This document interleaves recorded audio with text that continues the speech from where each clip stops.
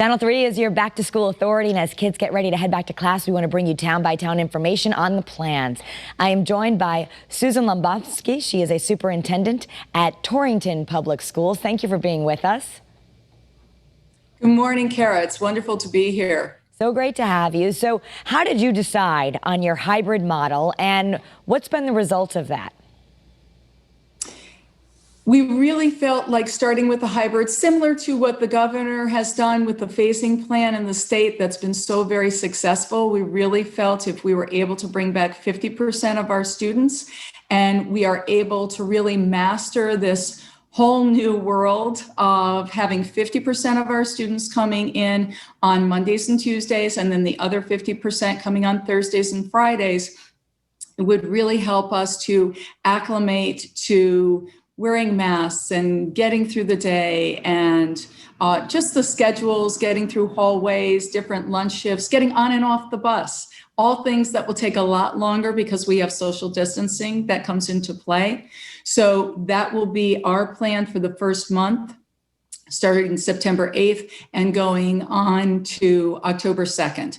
During that time, we'll continue to evaluate the health metrics to see if we're going to stay in a hybrid or move toward in-person. And you've seen an increase in people wanting to come into school when you switch to a hybrid plan?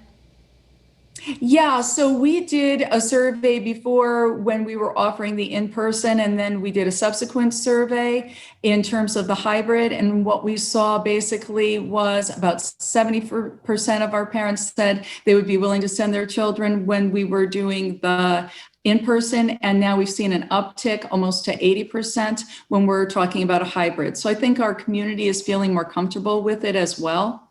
So that's a positive. And I understand Wednesday will be a day off to deep clean. What types of procedures will be in place?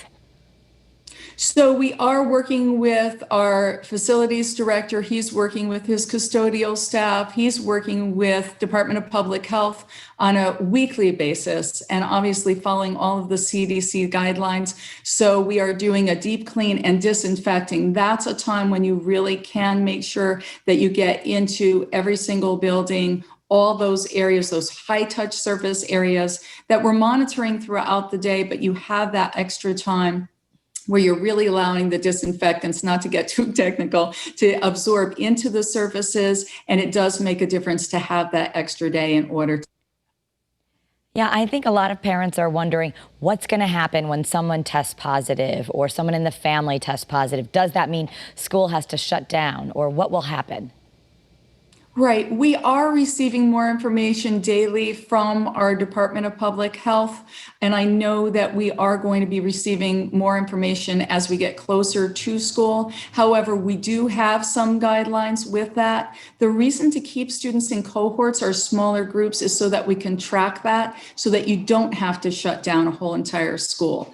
If someone is exposed or tests positive in one classroom, we'll just say elementary, one of our elementary classrooms. And so maybe that whole class would have to quarantine and stay home. Then it doesn't necessarily impact the whole entire school. Okay. So that very much helps. Yeah, absolutely. I know a lot of doctors have said they don't really think you'd have to shut down a whole school if everything is being conducted the right way. So I know your plan. If parents need to read more, it's on the website and they can see it. But I'm sure you're excited to get the kids back to class.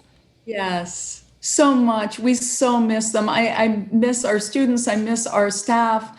Just seeing them on a regular basis. We can't wait for school to start and get this going.